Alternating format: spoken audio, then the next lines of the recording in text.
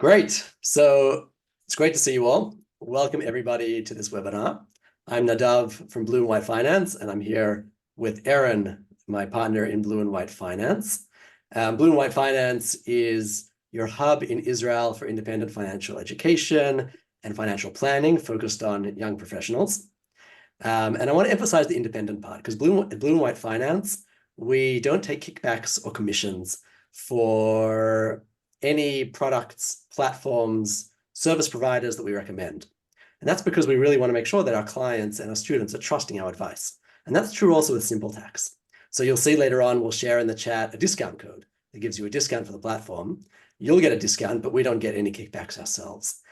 And the reason that we're bringing SimpleTax to all of you, and we're doing this webinar, is because we simply just believe in the platform.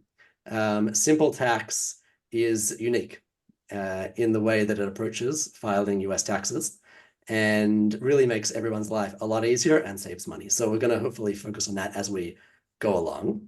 It's a great pleasure to have Arya and Lior here with us from SimpleTax.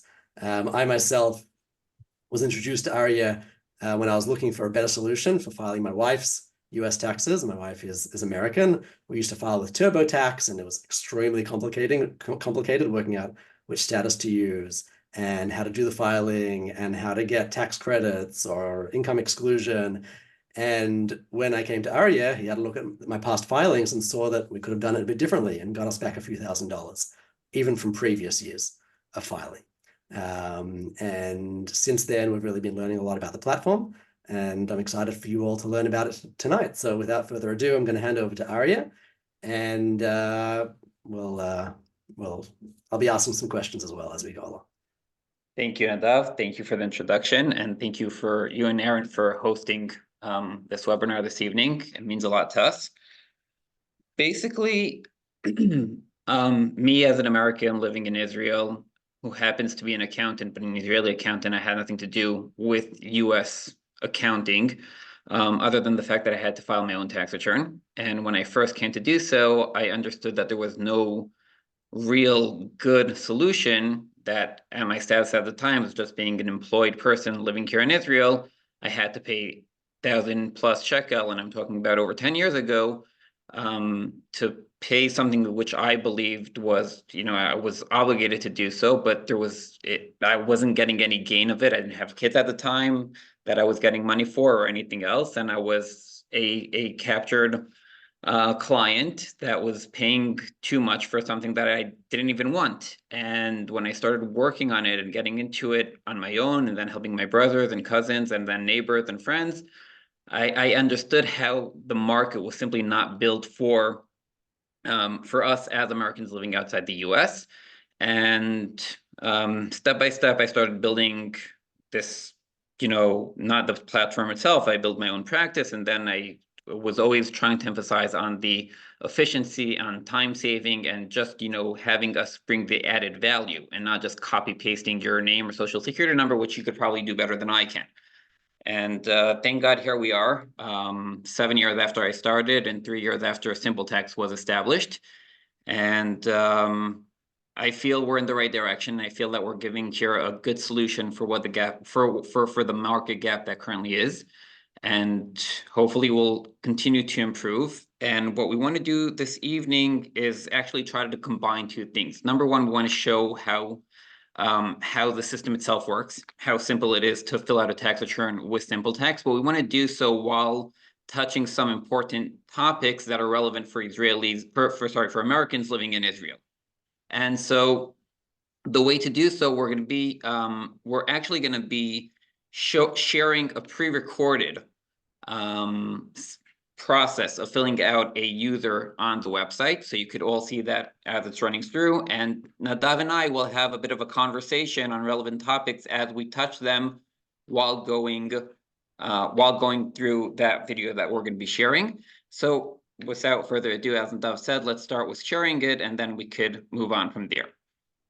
Basically, whoever doesn't know, it's just www.simpletex.co.il. That's our website. Click it. You start with a very short opening of a user. We need you to open a user because we do want in further years all your information to be stored and safely stored. And obviously, we're using your most personal information over here, your social security number, your addresses, your income, your children, everything else. So everything on the website is oriented to having your information securely stored. My partner, a lot that I started the company with, is a cybersecurity expert. That's what he does full time. And so that's definitely something that we emphasize on the website itself. You'll also see on the screen right now, we have also a two-step verification that we go through in order to really make sure that everything stays as secure as possible. Once we're in Click 2023, which is what we're going to be using here for an example, we have a very quick getting to learn about you. Okay, it's basically, we have 5 stages in the website itself. We have personal information, finances, credits, FBAR, and then summing up. So in the personal information, we mostly gather the relevant information to know who you are, if you want starting up the client and knowing how to better treat you throughout the process. Very straightforward, very, everything that everything you need for here, you should be able to find on your previous year's tax return. And that's why the way I like working is with working on split screen with the previous year's tax return online open with us. You could see we have your social security number, your kids' social security numbers, your address, everything's over there, and it's simple and very, very straightforward. Arya, if I saw there was a question there, did you file your last year's return? Is there Correct. a problem with filing late? And what happens if I haven't filed the last few years? Right. Okay. So basically, the issue with filing late usually raises if you owed money. Okay, if you owe taxes to the US, there are no fines for filing late if you didn't owe taxes, unless there was an information return that you would have to report under the FATCA rules, which bear fines. Okay, so if we're not talking about, for example, if you had a very, very high amount of money outside the US, based on what your filing status is, that can move between $200,000 and $600,000 at any point during the year, then if you had over that amount, you would have to file what's called an 8938 under the FATCA rules. Same goes if you were holding a CFC, if you were holding a company outside the US, an LTD, okay? So you have reporting to do to the US because they want to know about that entity that you have. So these are things that would require additional filing that if you didn't file them on time, you would get fined for, okay? But if you're not under that situation, and over 90% of the population is not under that situation, there's no real issue with filing late. There are 2 things that I want to touch base on with respect to this specifically. So the first one is specifically for 2023, because of the war, there's an automatic extension that applies to anyone living in Israel, okay? And this is specifically for Israel, in which we have an extension until October to file and pay our taxes to the US for the 2023 tax return, okay? Now, this is extremely unique. I have never seen anywhere in the US tax code that they gave an extension to pay, okay? So even when we did in the past get automatic extension from April to June to file, and then we had an option to extend with filing an extension until October on a regular year, it was always an extension to file our tax return. But we always had to pay taxes by April 15 if we had any tax due, okay? And for this year, specifically because of the war that's going on, we have an automatic extension, not only to file our tax returns, but also to pay that tax, any taxes due if we owed any money. And that applies also to the 2023 tax return itself, but also to the quarterly estimates that we would otherwise have to pay in April, June, and September. We have an extension for those as well until October of 2024. Okay, so that's number one that it's important to note.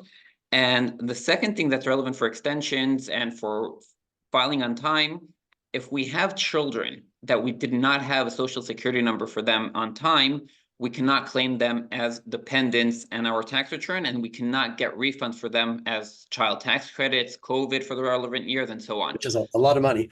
which is a lot of money. Okay, it could be for several years, it was over $2,800. It was $2,800 for one given year per child. Okay, if we're looking at 2021, for example. For 2023, it's $1,600 per child that you could get as a refund. And what is defined as having the social security number on time is having the social security number by the last filing due date. Okay, so it doesn't matter if you file the tax return on time or not, but you had to make sure that you're getting the social security number on time. For years, not like the current one where we have an automatic extension, if you wouldn't file an extension from June to October, and then let's say you got your social security number in July, you would lose out on that child. So yes, it is important to be on top of our filing timing to make sure we're not missing out on any benefits that we are entitled to, and also that we don't accrue any penalties for late filing if we owe taxes or have information returns that we would have to file otherwise. And we had that personally for a Corona year, a child born in December. We didn't get the Social Security in time and missed out on those larger payments as well. So indeed, it's I have. Yep, absolutely. One of those things that we need to be aware of in advance. Okay. So Cool. basically, while we are speaking, we finished filling out the personal information part of the tax return, and we're moving on to the next stage, which is talking about the types of income that we have. I'm going to scroll back just a few seconds. When we talk about the types of income that we have, there's a very detailed list to make sure that we're covering all positive inflow of income to our bank accounts. Okay, we want to make sure that we are literally covering everything in terms of work, in terms of investments, in terms of gifts, inheritance, whatnot. When we have income, it's very tricky what's considered as taxable income and whatnot.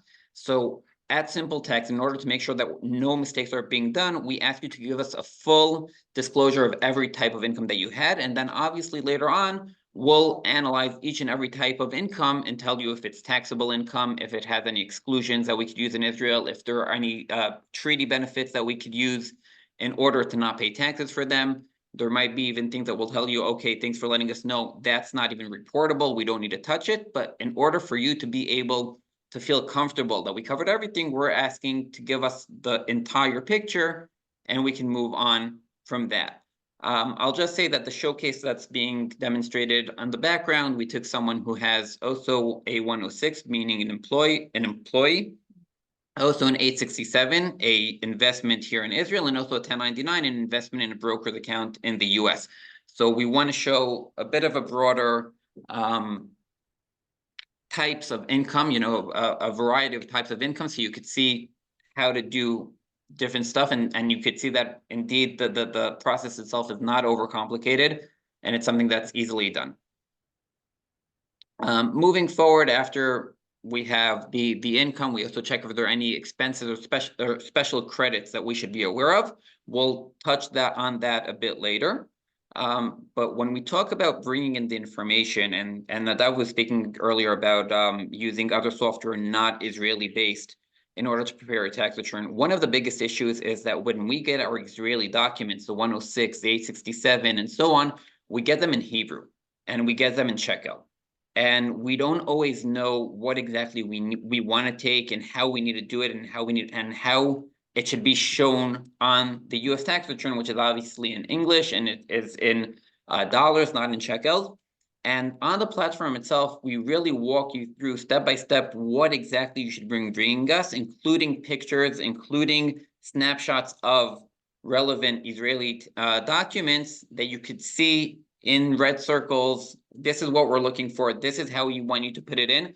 We won't ask you anywhere to convert or do anything else of that sort. We're going to be doing all of that for you. Okay. If you got a document in shekels, give it to us in shekels. We'll take care of the conversions. We will ask you to write, for example, the employer's Hebrew name, to write it in English letters. So that could go straight into your tax return, but you don't need anything other than saying, okay, if it was Chevrat HaChashmal, I worked for Chevrat HaChashmal in English letters. That's as complicated as it gets. Well, so I can see here one of the fields that you're filling out is the 218, 219 relates to Keren Ishtalmut. Whenever we have US citizens that are coming to us and they just made Aliyah, often they're using their US accountants that are in America. That is always a red flag for us because the accountants in America have no clue what Keren Ishtalmut is, no clue what pension is. And it's worrying because when they ultimately take out their Keren Ishtalmut, for example, it might be free of tax in Israel, but in America, potentially taxable. So do you do anything special and how do you file the Keren Ishtalmut to make sure that tax is limited as much as possible? So yeah, I'll start with saying, because this is a great opening for that. As dual citizens, our biggest issue is where we have exemptions or benefits in one country and the other one doesn't follow the same type of exemptions or benefits, okay? Because we do have a tax treaty between the countries, and the tax treaty is set to make sure we're avoiding double taxation and getting credits from one country to the other. But our issues are where we have an exemption in one country. For example, when we have a Keren Ishtalmut, and then there, after 6 or 7 years, I could withdraw my Keren Ishtalmut completely free of tax in Israel. And then the US come along and say, okay, that's nice, but I don't have such an exemption and I want my money. Now, when I pay taxes in Israel, that's great. I have a credit and I could use it against the US. But when I was building on getting, a nice amount of money out of my Keren Ishtalmut and planning to use that money as a net amount because I was always having in mind that it was free of taxes, and then the US come and say, well, give me 20% of that cut, that could be significant.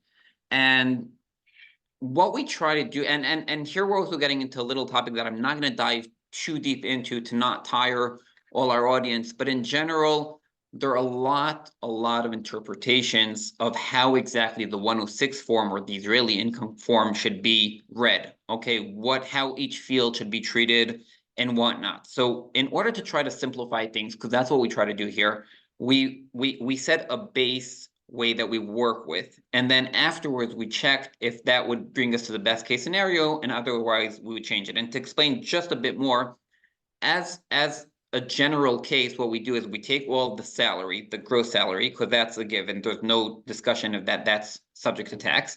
But then we add in also the employer's contributions to pension funds and to Keren Ishtalmut. Now, also on the Keren Ishtalmut itself, as you mentioned over here, you could see, I don't know if you're able to see it, it said there's over 170,000 shekel. That's not how much was distributed to the Keren Ishtalmut. That's just the amount according to which they made the calculation of how much should be distributed. So if you just took this as a general document and went to US accountant who doesn't know how to read it, he would probably give you 90% more income than you actually have to be showing. Okay, so that's things that we take care of and we don't tire you with. But in general, what we try to do is build a small basis for the Keren Ishtalmut contributions, so that when you have a withholding of the Keren Ishtalmut 6, 7, 8, 10 years from now, you already had paid taxes for it using the Israeli credits. Now, I know it sounds a bit Chinese, and I'm more than happy to elaborate, but I don't want to overwhelm. But in general, what it means is that there is a possibility that when we withdraw this money in the future, it's going to be exempt in Israel, but we also won't have to pay tax in the US, or in some cases, even if we do have to pay, it's going to be much, much, much less than you would anticipate paying if you would just say, okay, I just got 100,000 shekel of additional income. So basically, yes, we absolutely work around those numbers. We find the best way around. We have like a straightforward way, and then we check case by case to make sure that indeed it also suits the specific client who's using the website at that time. And so maybe I'll summarize what you said in some other words. Essentially, you're reporting all the contributions, so that we're paying tax on them early, but we usually have enough credits to cancel that out. And then eventually, when we take out the money, in many cases, it might be tax-free. Exactly. Yeah. Okay, exactly. Cool. Okay. Moving on, we're moving on to the 867. So basically, other than active income, what we call, income from work or income from self-employed, we also have in many cases other types of income that would be money that we have sitting in the bank, rental income, if we sold an asset, investments in virtual currency, and so on. A lot of people are trying to, see how we fight the outrageous prices in Israel by earning some additional money in other ways. And that as well has to be reported in the US, as does it need to be reported in Israel. And so when you have an investment in Israel, you get a form called 867. And when you have an investment in the US, you get a similar form. It's just called 1099. So we have one for Israel. And like the 106, this one as well is in Hebrew. And as you can see in the background, it's got many, many tables and a lot of numbers and check boxes and a lot of big fancy words, which could be overwhelming, okay? And so what we try to do is literally mirror on the website what you would be seeing on your 867. So you could just look for those anchors and put them in one for one, very, very simply. You don't even have to understand what you're doing over here. You don't have to get into the information, the details. Just find the correct row, the correct table on each, the correct column on each and every one of the tables. Copy the numbers in shekels as they appear on the 867 into the SimpleTax website, and we'll make sure to analyze all that information that you've entered to make sure that we're reporting it in the best and most tax efficient way possible on your US tax return. Cool. So with the 867, there's one thing that always is tricky when Aaron and I are thinking about advice for our clients, because when we have US clients coming to us who want to open up a brokerage account and invest, we tell them generally they should invest in US ETFs, in US stocks, because of various IRS restrictions, PFIC. But then the question is, should we open up a brokerage account that is US based, or should we maybe invest using an Israeli brokerage account or an Israeli bank? One of the challenges seems to be that when you use an Israeli entity, they're going to withhold all the tax. But according to some interpretations of the treaty, some of that tax maybe shouldn't have been paid to Israel, but rather to the US. And then suddenly we get into all these complexities about trying to get it back from the Israeli government and then paying it to the US. How do you approach that? If for somebody that is using an Israeli brokerage or an Israeli bank to invest in, let's say, US ETFs? So I think you really nailed the key word, interpretation. Okay. As I said before, we're looking to simplify things. Yes, it could be tricky, it could be complicated. There could be many, many ways to interpret how exactly this should be done in terms of what the tax lawyers or tax accountants like to use first bite. Okay, who gets the first bite on my taxes? Do the US or does Israel, because of that unique situation where we're US citizens but living in a different country?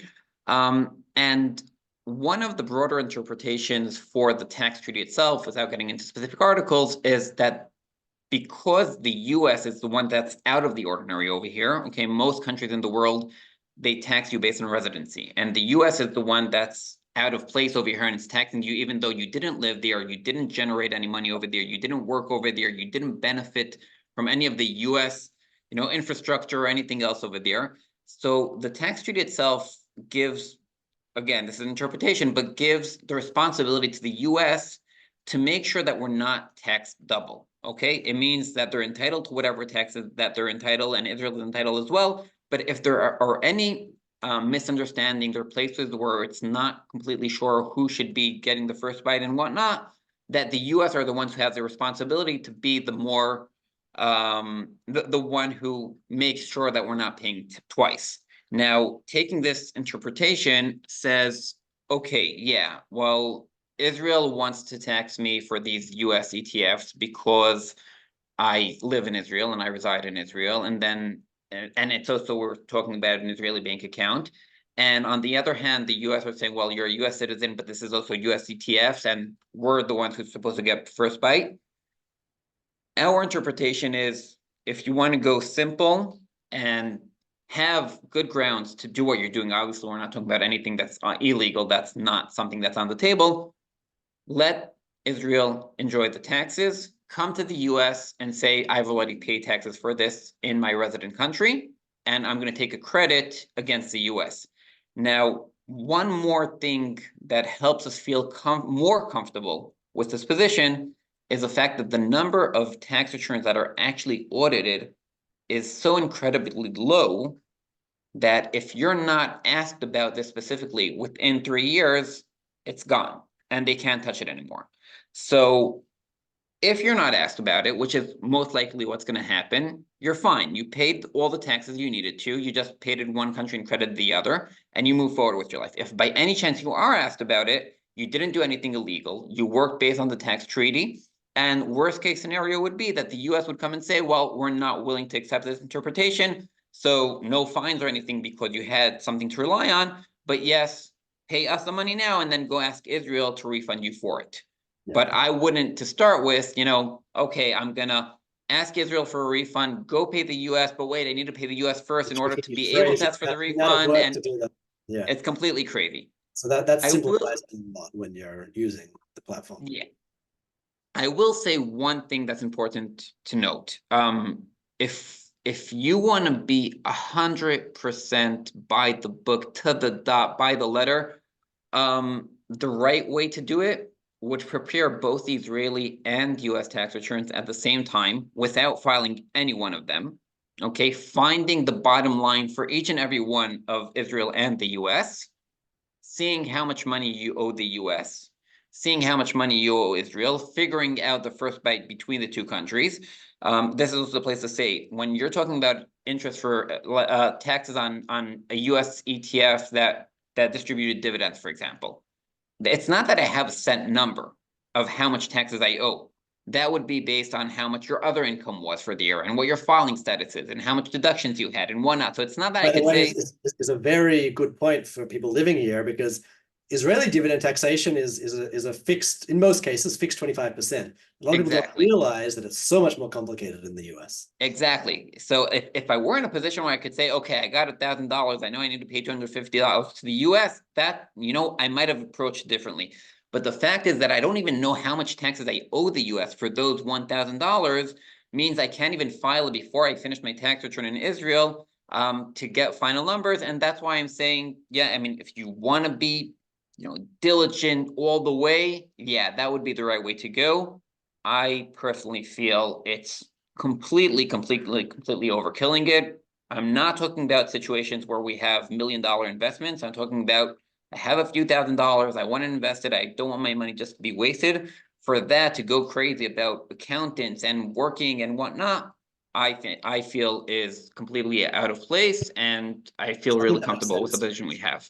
So to round off, I guess, that topic, what about a case of somebody who is past their 10 years and they've got an investment in a US brokerage? And so generally, if we look at Israeli taxation, when you have an investment after 10 years in the US brokerage account, we have to do filing in Israel in order to pay what we need to pay to Israel, but we also have to do filing in the US.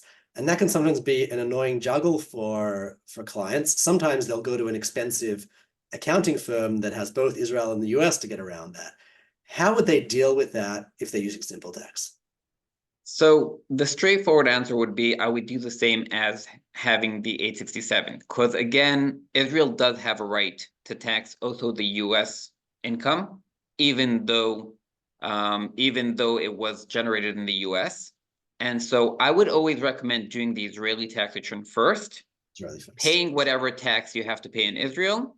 And then when you come to file your US tax return, you're going to say, well, I have a credit in the US and in Israel to use in the US. So even though I already had taxes withheld in the US, give them back to me as a refund. Okay. I will say again, we're live over here and there are many people over here and each and every one of them has his own unique situation. If you're not 100% sure, we have a WhatsApp button on the website. You could see it in the center of the screen right now. Click on it, ask us. If it's straightforward, we'll answer you. If it needs more than that, we have consultation sessions that we give to explain these things, and we could analyze your specific situation to make sure that it meets what we've discussed now. But in general, that's what I would be doing. Right.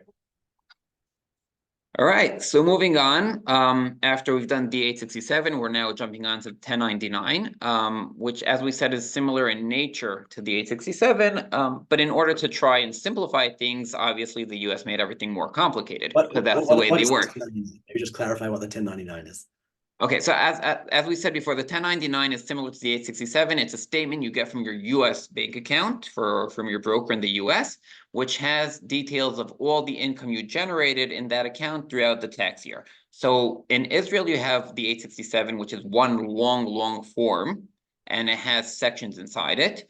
The US, they broke it down into three forms. They have a 1099 DIV, which covers all the dividend section, and then they have a 1099 INT, which covers interest income. And they have a third one called 1099B, which we could currently see on the screen, which covers all the capital gains. If you had sale of assets that generated income or losses, that would afterwards be reported on your tax return.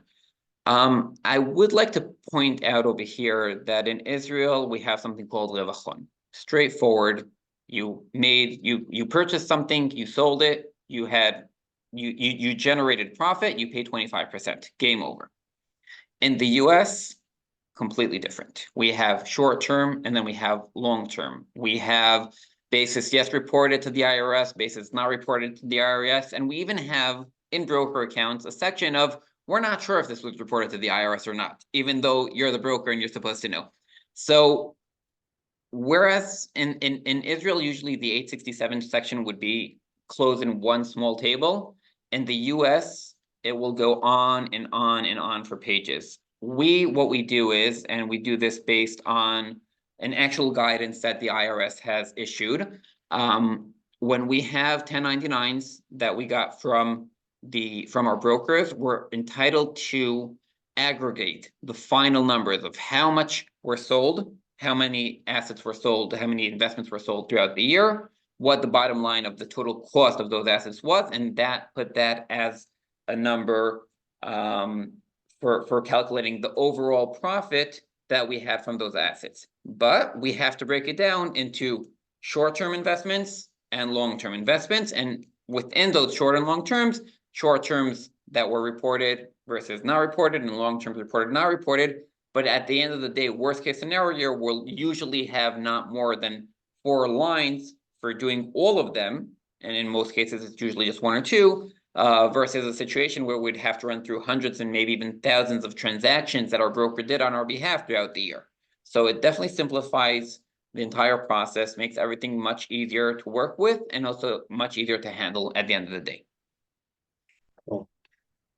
And does everything rely on me copying numbers into the platform? Do I also provide you with the forms to review? How exactly does that work? So yeah, we throughout the process, at the bottom of every page or almost every page, we ask you to also upload a copy of the form that you use in order to report whatever you're reporting. So we'll ask you to upload a copy of your 867 and a copy of your 1099 and the copy of your previous year's tax return and everything else. We do that so that when we review the tax return at the end of the process and we look through it, if we see anything that doesn't look right, we know exactly where to go. And yeah, there are situations where we'll find that there was a typo, that something wasn't copied correctly and stuff like that. And then we're able to work on fixing it. We have also started implementing automatic red flags that jump up. Okay, just one example, if we were talking about the 867, if we're talking about the 106 before, and we were saying that we had a Keren Ishtalmut, we saw that we had that 218 or 219 field that indicated that our employer had contributed to a Keren Ishtalmut on our behalf. Then when we reach the F-bar section, if I click that I finished the F-bar, but I didn't indicate that I had a Keren Ishtalmut, we'll say, by the way, we know you have one because you indicated that your employer was putting money aside. Make sure that you're going and getting the information for that before we move forward. So that's just one example, and we're doing more and more of them as we go through to make sure that indeed we're not missing out on anything. And obviously, yes, we still have review of the tax returns at the end of the process, and if we have anything that doesn't look right, we could A, check the documents that were provided, and B, reach out to the clients and verify with them. Okay, so we basically finished the first 3 sections, which were personal information, covering the types of income we had. And we're now, sorry, the first two sections, and we're at the third section of the credits. Basically, what we're doing when we file a tax return is we're trying to find out what our taxable income is, or in simple words, what our profit was, okay? Because the IRS want to know how much taxes we owe based on how much money, how much profits we made. Once we know how much taxes are owed, we want to see if there's any way to completely eliminate those taxes, not have to pay them. Hopefully we'll be able to, and hopefully we'll also be able to turn that into a refund by using credits. So the credits are broken down into two types. We have non-refundable credits that their entire purpose is to lower our tax due and hopefully completely eliminate it. And then the second type is what's called refundable credits. And the refundable credits, they continue digging in also after we pass zero. So we could find ourselves in minus $1,400 of tax, which means we're going to be entitled to an actual refund being sent our way in the form of $1,400 that are going to be either deposited to our US bank account or in paper checks sent to Israel. So in the credit section, we run through all of those things that are relevant for people living outside the US. Okay, so the first and foremost is a foreign tax credit, meaning if I already pay taxes in Israel, I want to have the foreign tax credit in the US and not need to pay again. That's the first one. But other than that, we have child tax credits, and we have child care expenses credits, and we have the Corona credits that were relevant for 2020 and 2021, and we have student credits. So the system itself will run you through all of those various types of credits to make sure that we're covering everything and that we're not reaching any tax due, and hopefully even getting a refund and having it as high as possible. I will mention at this point, where we're talking about the foreign tax credit, for Americans living outside the US, we basically have two main ways to avoid taxes in the US. The first one is the foreign tax credit that we just discussed. And the second one is something called the exclusion of foreign earned income. The exclusion of foreign earned income is a tremendous benefit that the US government gives to people living outside the US who have not visited the US too much during the year, saying if you made money outside the US, we'll literally just exclude it from your income. So you'll see at the top of the form, okay, I made $100,000, but then a few lines later, it's going to say, well, minus 80,000, which is the income that you generated outside the US. And when we use that option, it's great because it simplifies things. But on the other hand, if you did use that option, you're not going to be entitled to get refunds. If to use an Israeli phrase, a Hebrew phrase, it's lo meduvshech velo muktzech. Okay, it's okay, we won't owe taxes, but don't come knocking on my door asking for benefits afterwards in sense of child tax credits and things of the like.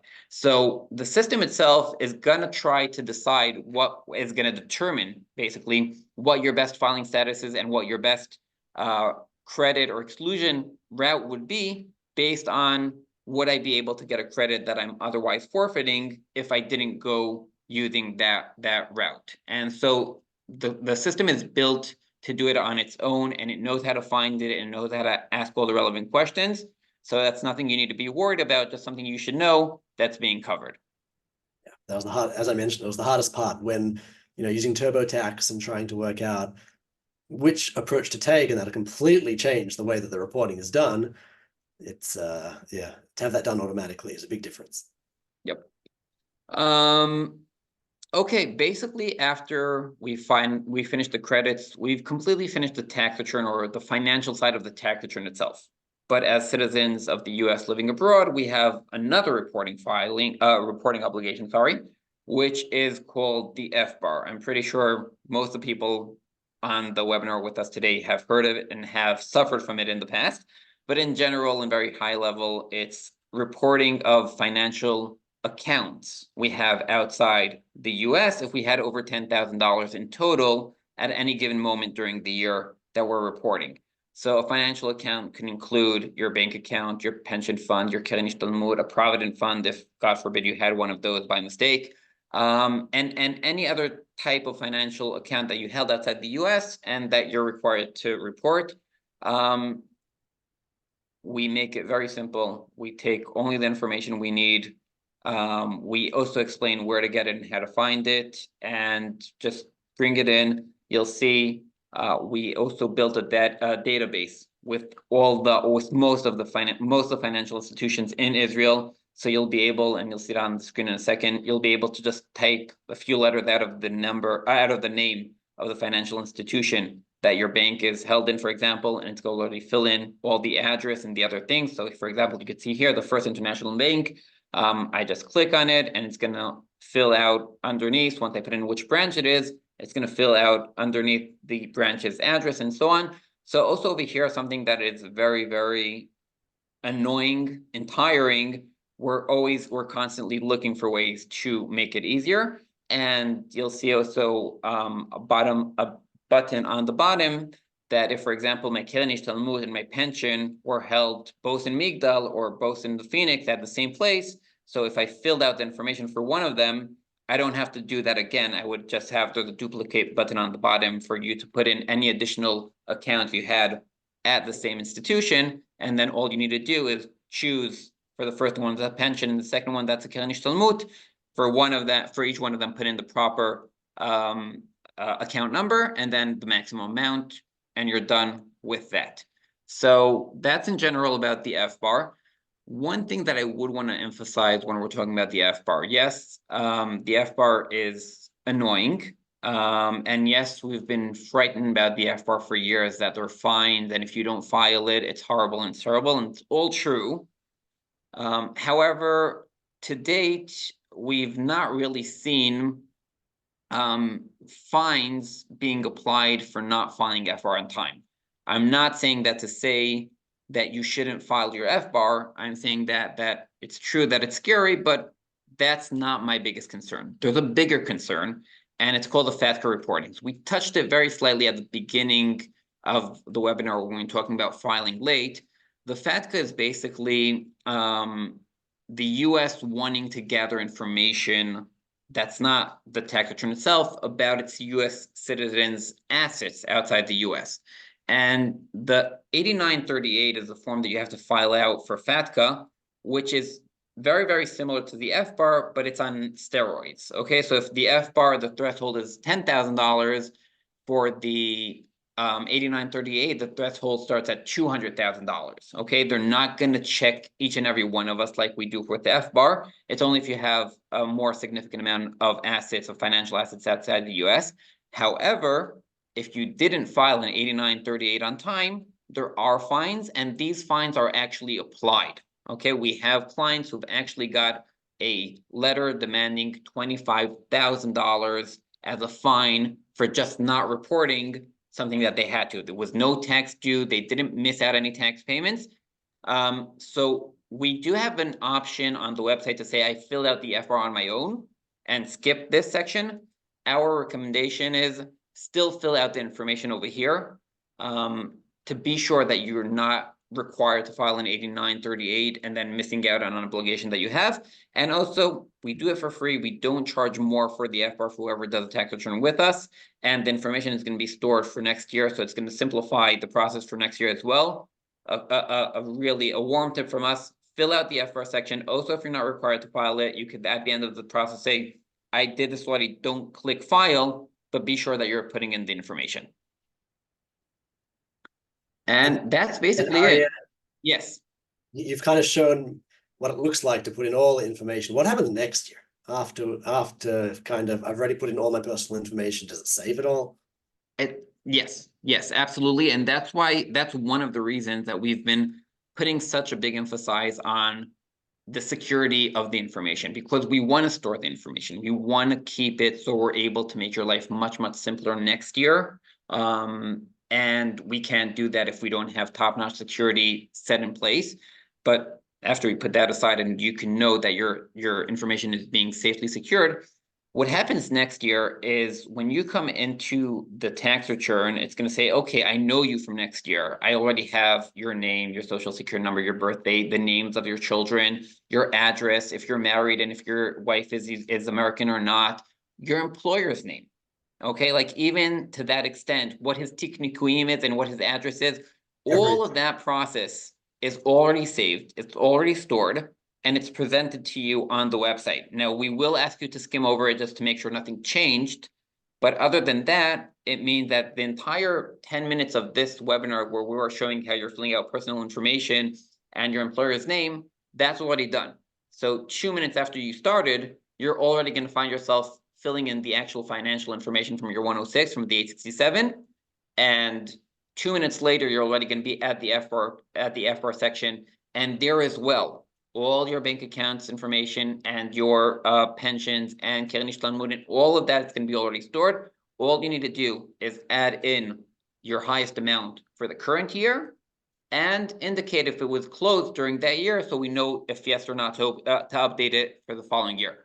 But that's it. So if it would take you, I mean, someone being, if you had zero clue of how SimpleTax looks and you started from zero and you had, for example, the types of income that we just discussed, I'm assuming if you came ready, it should take between half an hour to an hour.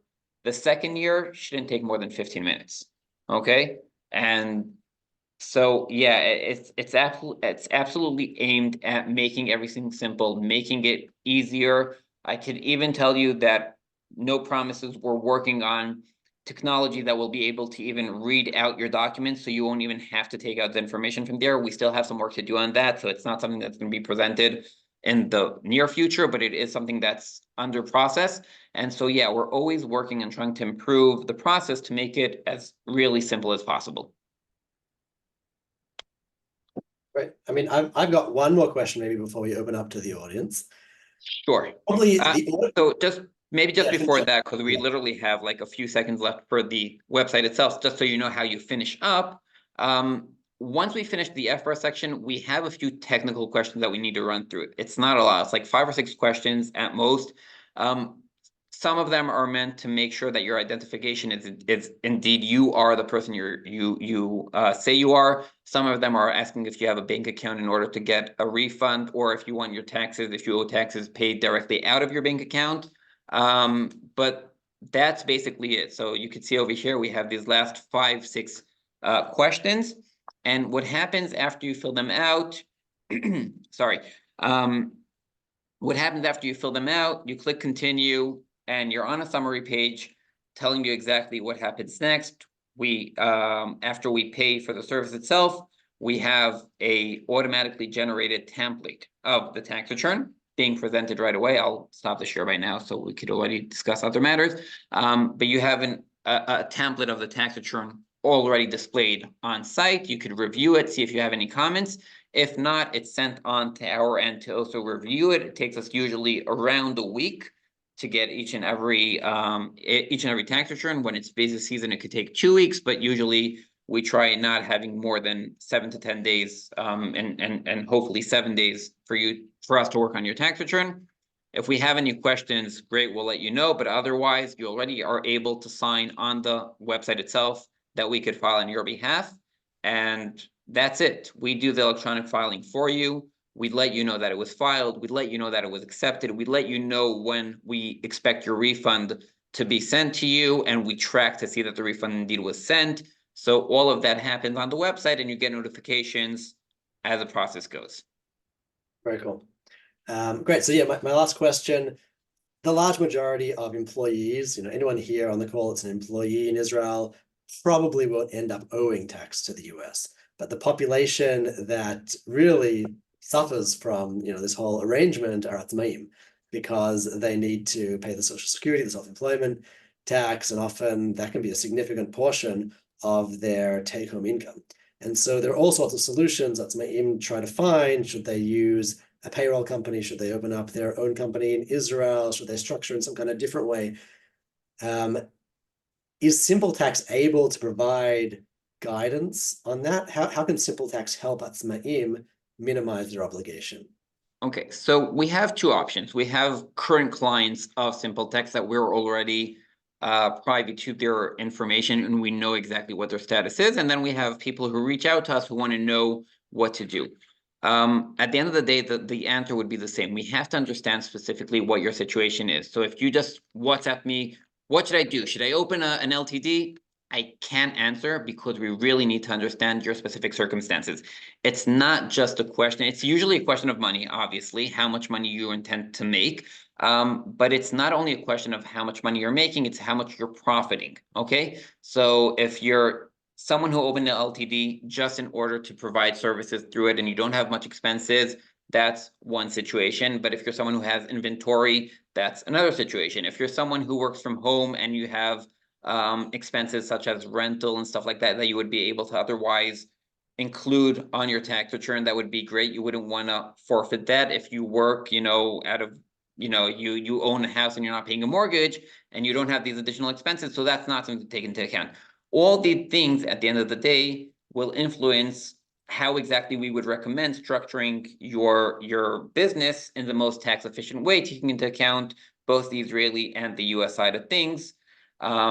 Just a thought on that. Both Lior, who's here with me, and I, Lior's a Israeli lawyer. I'm an Israeli accountant. We're very, very familiar with the Israeli tax laws. We don't provide Israeli services, but we know exactly how the Israeli tax system works. And so when we provide consultancy on US tax matters, we take into account how Israel would react to that. So we might say, okay, this you should be verifying with an Israeli accountant just to make sure that nothing changed or how exactly the technicalities would work. But that's definitely something that when we come and say, okay, so you should open a chevra ba'am, take into account, for example, an accountant in Israel for holding the chevra ba'am could cost you over 15,000 shekel a year. If you're saving 5,000 shekel on self-employment, but paying 15,000 shekel for fees, you're losing out. You're not doing anything. So basically, you've touched most of what covers most of the situations, either continuing to work as self-employed, moving into what's called a payslip company, or actually opening your own LTD and working out as an employee from that company. How, when, where, in what exact structure, that would definitely be based on your specific circumstances. And you can provide consultations on Absolutely. Absolutely.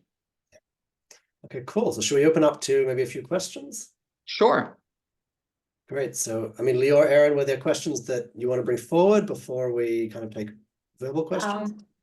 Yeah, maybe talk about a bit of being a Ole Hadash, US tax wise, which is, Ari, if you want to talk about it. Sure. Basically, when we're talking about Olim Chadashim, so I like to split it into two. There are the Olim Chadashim on the year they moved to Israel, okay?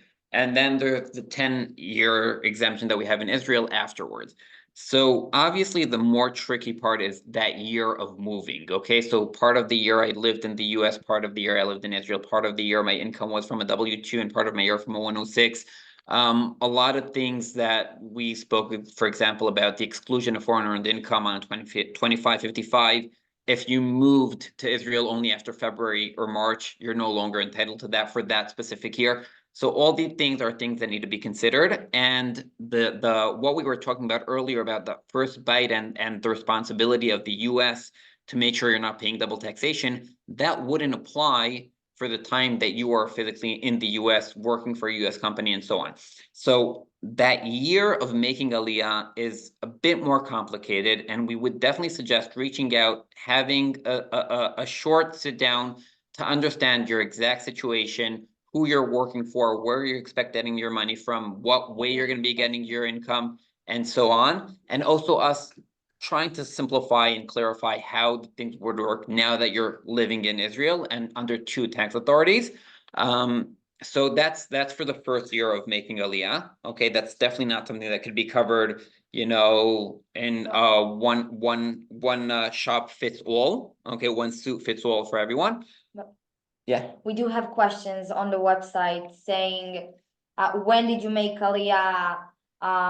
Where, if you received a W-2, did you work from Israel or from the US to get your W-2 income? So we do have questions on the website that can point out to the fact that you actually made Aliyah this year.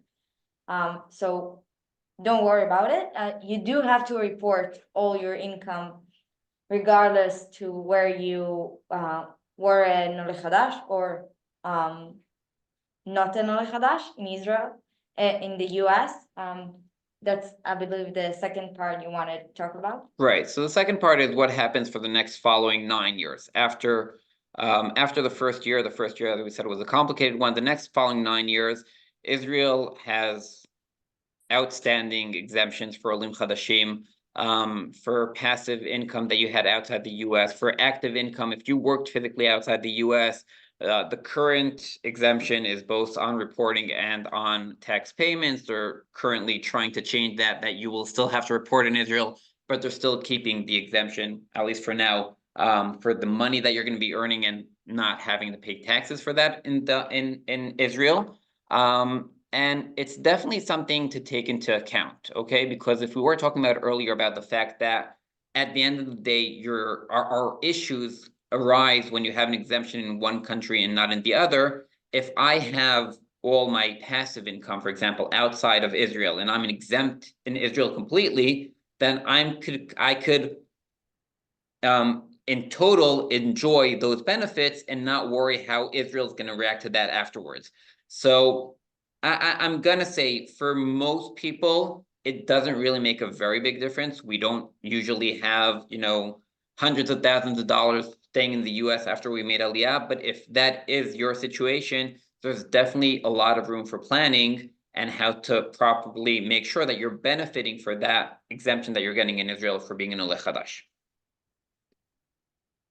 Were there any other questions that came in the chat that we should be talking? No. Aaron, anything on your side? I think you guys really covered all the questions. Aryeh, you on the video, you on the chat, you really answered all these questions.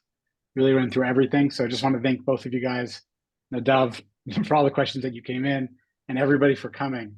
This was very, very informative. I hope everybody found a lot of value here. Thank you. And yeah. Good to hear. Nadav, anything to close it out? Yeah, well, thank you for joining us. I think being able to bring a platform like this to the US dual citizen population makes it just that much easier for people to be able to approach finances and get their head around finances in general. If we want to take, I see someone else just asked another question. If we want to take maybe one or two more. Yeah, sure. So we see, I see they're asking about the pension and Keren Ishtalmut and how exactly it works. Very, very, high level, briefly to explain. When we have a Keren Ishtalmut is, they both work the same, it's under the same idea, just the Keren Ishtalmut is for a short term of 6-7 years, and then the pension is usually for your entire working period of life, and then afterwards becomes relevant in 30 years from now or in 20 years, or depending how old you are. But in general, what it is, it's putting money aside every month and every year, and then benefiting it from in Israel tax-free or at reduced tax rates when you withdraw the money. The US doesn't confer, okay? The US doesn't say, well, the US looks at it and says, okay, great that Israel gave you a discount or an exemption, but I don't follow the same and I want my money. And so what we try to do when we're working on the 106 is take that information and try to build a tax basis. It's what it's called, okay? So we're saying, if we take the Keren Ishtalmut, for example, it's comprised of 3 components. It has your contribution, okay? Sorry, we're talking about a pension. It's comprised of your contribution. It's comprised of your employer's contribution on your behalf, and then there's a profit that's generated off of that over the years. Whatever you're contributing to start with is your money. You don't owe taxes for withdrawing that money down in the future. So that's already a portion that we could say is tax-free in the US, regardless of any treatment, any treaty or any benefits. The next portion is what your employer put in every year. And for that, what we try to say is because the tax rates in Israel are usually higher, or because we have deductions or credits that we could use and benefit from, let's add that into your employment income. as if it's part of your taxable income, not actually pay taxes for it because we have these deductions and credits for what we paid in Israel. And then when we come and withdraw from the pension in 40 years from now, we're going to say, okay, well, 70 or 80% of this was already taxed, okay, because part of it was mine and part of it my employer gave to me and I reported that year and had this taxable income, bringing us down only to that last 20-30% of the entire contribution of the entire withdrawal that is actually profit and should be taxable. And when we're bringing that amount down, in a lot of situations, we'll also have deductions that we could use in that specific year of withdrawal to not pay or to pay very, very low amounts of money. I know this is high level, but I hope that's helpful. Were there any last question, maybe? Anyone? All right, then. Thank you, everyone, for joining. And thank you, Nadav and Aaron, for hosting this. And thank you, Lior, for the help and responding on chat and everything and giving your helpful insights. And we look forward to being in touch. Have a good night, everyone. Have a good evening. Bye. Bye-bye.